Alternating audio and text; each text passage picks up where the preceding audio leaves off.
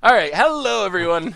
It's Seth, probably better known as Saffron Olive, and it's time for the blue card section of our Eldritch Moon set review. So Chaz is joining me again today. How you doing, Chaz? Doing okay. I don't know about blue either, but we're gonna get through it. Oh yeah. So blue cards. I don't know. Blue is my favorite color, and there's some interesting cards, I guess. First up, we got the one blue mythic in the set. Mine's Dilation. Any chance this does anything, Chaz? I don't know. You're this is kind of your forte. This is your color, so you're gonna have to tell me. Maybe this. I guess this is pretty good in Commander when you can get stuff like this off like Narset and like Master triggers or something like that, where you can cheat it into play. That seems pretty cool because in a multiplayer setting, this can get kind of crazy. But I really don't know where to start with this in like a constructed setting. Yeah, I think this is another one whose ceiling is probably as an against the odds card. Yeah. It seems very difficult to break. Up next, we have Eldrazi Wish. This is Coax from Blind Eternities. Another card, we've said this a couple times, but this is a card Yeah. that I didn't really expect to see printed in a modern set. They haven't printed a Wish type card where you can search for a card from outside the game, which means your sideboard under modern rules, in a long time. I think Glittering Wish was the last one, and that was a long time ago, a decade ago. So I'm surprised to see this effect. What do you think, Chaz? Can this be played anywhere? Maybe I think the additional clause of you can grab Eldrazi from exile might be interesting, and additionally from your sideboard. I I just don't know if I really don't know where this falls. It's interesting, maybe in some sort of modern list or something like that. I just for like a mirror in Eldrazi or something like that, where you're removing cards into exile and then trying to like process them. But yeah, it's a very limited wish, and yeah, I agree with you. It's not a an effect that we've seen for quite some time. The ones even before Glittering Wish, even longer so than that. So I guess this is just a set where we see all these kind of modern takes on these old cards. Yeah, I think the most likely home I would see in constructed would be in a blue white Tron list or some sort of blue Tron list in Sure. modern. But I'm not sure that that's even something you really want. Although it is pretty sweet that you can leave potentially a big Eldrazi or two along with an All Is Dust in your sideboard and have the option to either get your finisher or get a Wrath to keep yourself alive. So I Yeah. could see that being something. Otherwise, I don't know about in standard. I don't know if this would be something you would play in standard. I kind of doubt it, but it's a unique effect, so I don't want to write it off just because it is another one of those tutor effects that has potential to be really powerful. Up Yep. next, we have the final, apparently, chapter in the Delver trilogy, Docent of Perfection into Final Iteration on the flip. What do you think, Chaz? Yeah, we have the final version.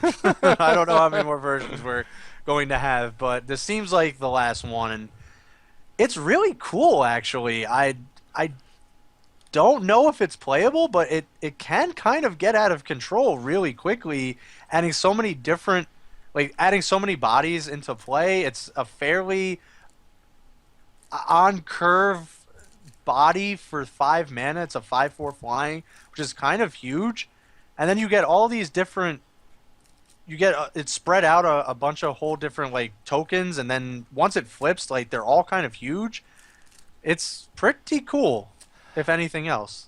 Yeah, to me, this harkens back to two different cards. Yep. One of them is Bloodline Keeper from the original Sure. Innistrad block, which had a similar trigger where it flipped when you had a certain number of vampires, then pumped them all up.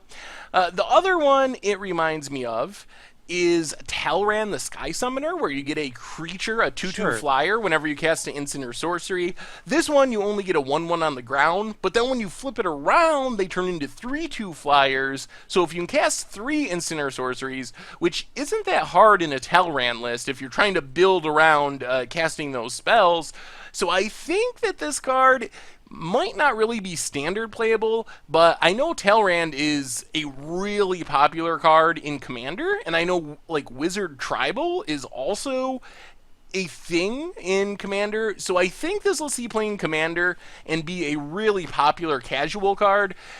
As far as standard though, I think it's just a little too expensive. Yeah, but it's definitely more powerful than at first glance, and I think that's kind of, you have to sit there and keep reading it, but it's definitely more powerful than I think a lot of people are going to give credit to. And like you said, obviously it gets better in other formats. Maybe not anywhere in constructed, but it does it creates all the Delvers. It's the final stage of Delver. So if you're a Delver fan, this is like the epitome, the final iteration of Delver, and what a iteration it is. Next we have, I think this was the first card spoiled maybe out of the entire Yes. set, Identity Thief.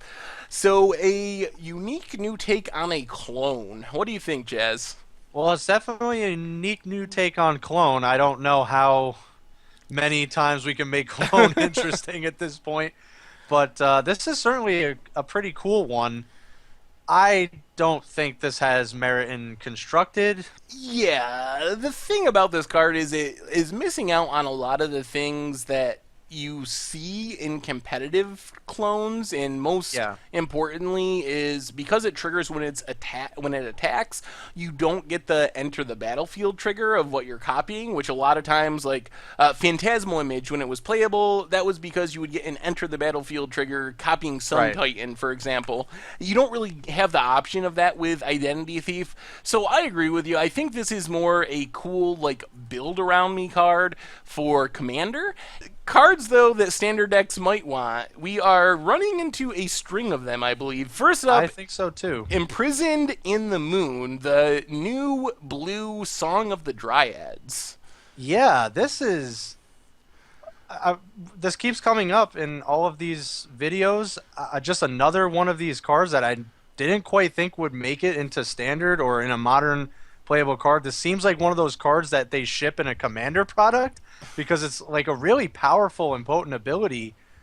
And I think this has legs even outside of standard. Maybe it's like a way for blue list to deal with something like a Karn Silver Golem, and then being able to Tectonic Edge a Karn seems awesome. That's definitely cool. I really like this card. Yeah, this card I think is very good. This might be the best blue removal spell they've ever printed.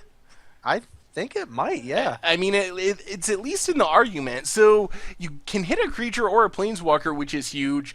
But interestingly, you can also get an Inkmoth Nexus, for example, or another creature land that's giving you problems. So there's a lot of value to be had in this card. So I think that this card will see a lot of play. Obviously, the big thing is, if you're blue splashing another color, like white or black, you probably already have other removal options that don't give your opponent a mana source. But for like a mono blue deck, I think that's where this card will really shine, is for mono blue decks that just don't have good removal options in standard or in modern. Yeah, absolutely. And I think my new goal is to now try to Tectonic Edge and Ugin. That would be pretty sweet. Another card that I'm super excited about. I love this card. Oh, Mausoleum Wanderer. So, Chaz, explain why you love Mausoleum Wanderer. Well, what's not to love about it? It's a great one drop in those spirit lists that we keep talking about, Seth. That not only it's just great throughout the game. It's like Judge's Familiar, but better. Like I don't know how you made Judge's Familiar better, but you somehow did it, Wizards, and you made it a spirit also. So rattle chains implications. You can like collected company spirits. Like maybe collected company spirits is like a thing. Who knows? But yeah, just having like rattle chains flash clause with something like Mausoleum Wanderer for the blowout is like really sweet. And just on its own, on curve, is just playing it turn one is just awesome too. There's really so many different reasons why this is good, and just all packed into a one drop with flying. I think just is speaks for itself. Yeah, if you're new to Magic, you might not see the power to this card, but there's a card called Curse Catcher, which is Yep. a modern staple, which is basically a worse version of this. It doesn't have flying, doesn't get pumped up when you play spirits, doesn't get the additional X abilities when you pump it up. And then there was Judge's Familiar, which won multiple Pro Tours, which was exactly this card, minus any tribal synergies and the getting pumped up and all that, but it was a 1/1 with flying that you could sack to counter an instant or sorcery unless the opponent played one. So there is quite the pedigree with these type of cards for being very, very good in constructed, and I don't think this one will be any different. One thing I'm super excited about is in the spirits deck, the ability to flash in spirits, which you're going to be able to do quite regularly because many have flash. Say your opponent goes to cast a Collected Company, you have a Mausoleum Wanderer, they intentionally cast it with 5 mana so they can pay 1. You flash in any spirit, pump up your Mausoleum Wanderer, then you can sack and counter the Collected Company. There's just a lot of tricks that you can do with this card that are going to be very, very good. And in the worst case, you play it as a 1/1 and you're beating down for 2 most turns when you play another spirit, and it's just, this card is very, very strong. Very strong. And I was kind of worried. Both of us were worried that spirits might not ever become a thing, and I am way past that now. I'm very confident, especially with this insane one drop, that spirits and that kind of blue-white tempo, or however you decide to build it, maybe Collected Company, who knows. There's so many different ways you can go with this now, and this is such a strong one drop. What I think is clearly the best intro pack Yes. rare, Niblis of Frost, Chaz. Yeah, so we alluded to this in a previous video. I think this is without a doubt the best intro pack rare, and could have really big implications in standard. It's definitely viable enough for standard with cards like Rattle Chains. You can flash this in. It has prowess. It just has all the qualities of a playable card in a tribal deck now that has so many different tools, and now looks a lot more viable than it did with just Shadows over Innistrad. And it just seems like a powered up version of Dungeon Geist, which also saw play when the first Innistrad came out. I'm really excited for this. Yeah, I think there's a chance that this finds a home in those spirit lists, and I was going to say Dungeon Geist as well. That's the first card I thought of as a 3/3 flyer for 4.